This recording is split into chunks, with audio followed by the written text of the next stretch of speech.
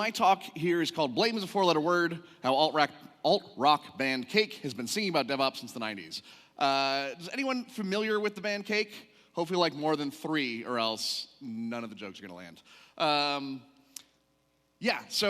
Hold on one second. Let me fix something here. Apologize for the delays, but it's okay.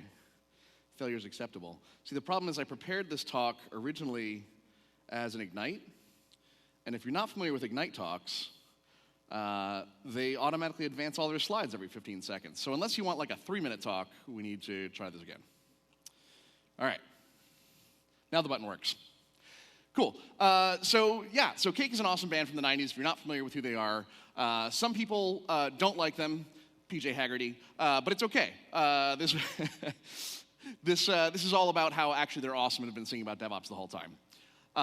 So this isn't that weird. If you've heard Nathan Harvey talk about DevOps in the past, he'll give an example about how Rick Rubin did this in the 80s. Run DMC and Aerosmith coming together for the first time in the 80s was like the original DevOps of the music world. You should watch that talk another time. I don't have time to do 2 talks at once. So this is where it all started.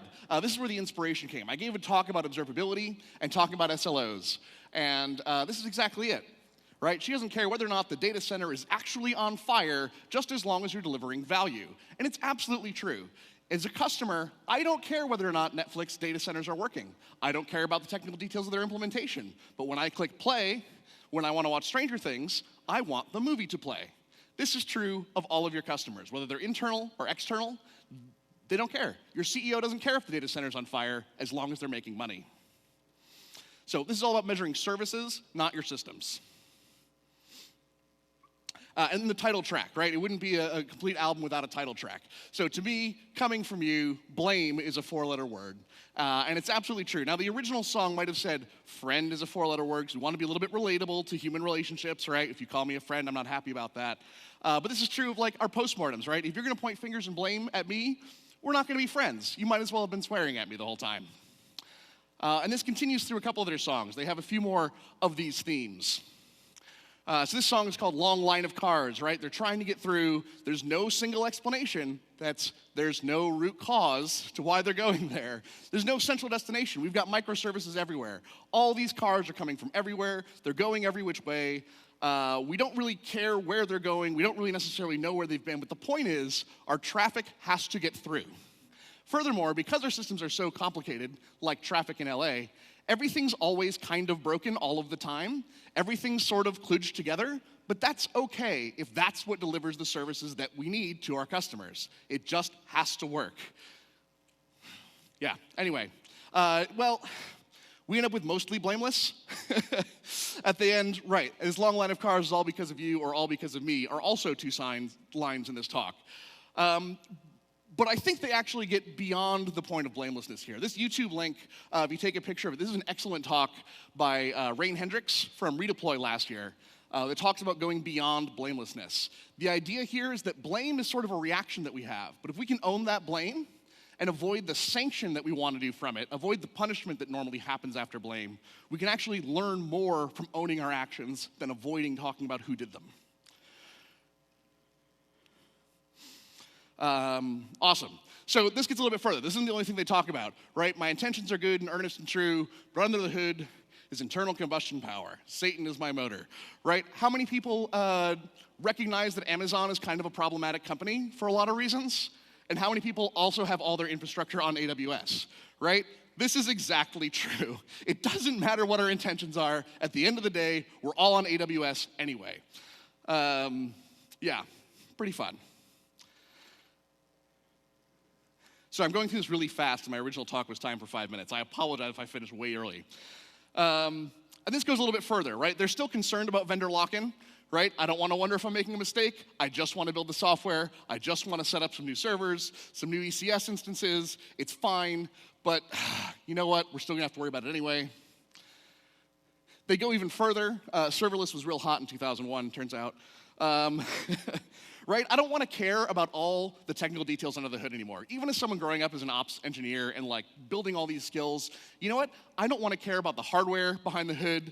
I don't want to know who racked it. I don't want to know how many other systems are on my machine. I might be okay dealing with containers, but you know what? At the end of the day, we really just want to write and deploy code and not worry about all the details. Just want it to work. And so yeah, serverless, we're talking about that too. But at the same time, even though we've all admitted that Amazon is where we're going to deploy it anyway, they were also recognizing the build costs here, right? So this song, all about their lifestyle, right? The only way this works is to say AMI, and I'm annoyed that it's not AMI, but it's fine. It'll still fit the syllables. It's okay. Everything is shiny and new. How much did you pay for your Lambda functions? How much is it costing you to send data out? Is all those VC funds being used properly? Yeah, so it's pretty true, right? We're spending a lot of money at Amazon, sometimes just to prove that we have the cool, shiny technology and to make sure everyone else wants to work with us. And if you need help with your Amazon bill, you should talk to Corey Quinn and the Duck Bill group. They do a great job with that. All right, furthermore, these are the actual lyrics of this song, which works out fantastically.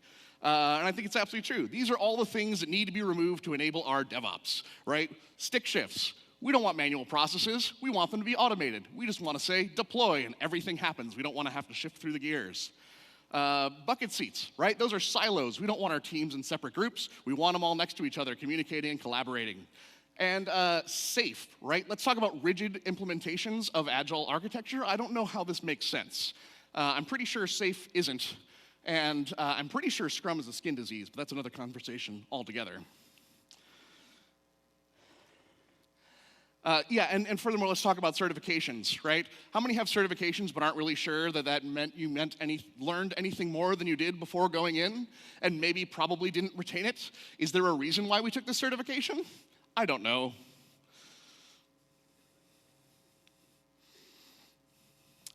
And here's always the tendency of every organization that wants to buy a DevOps, right? We're going to add Jenkins. We're going to add some automated deploys. We're going to add, what else do we have? What are our hot technologies now?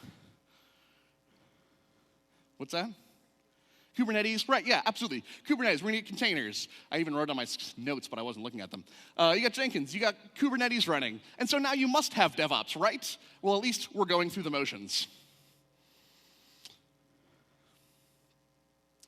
And at the end, this is a terrible joke of inside baseball, and you have to know a lot about what's happening in the DevOps world. So Goats Can Do is a great website. It's a podcast called The Goat Farm by Michael Ducey. And this is just my parting shot at him because he's fantastic.